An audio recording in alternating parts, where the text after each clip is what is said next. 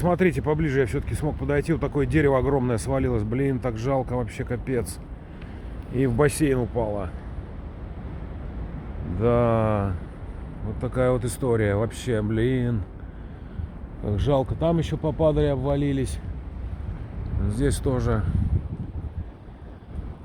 О, да, обидно, обидно, конечно. Вообще с ума сойти, блин. Ну как-то так, короче.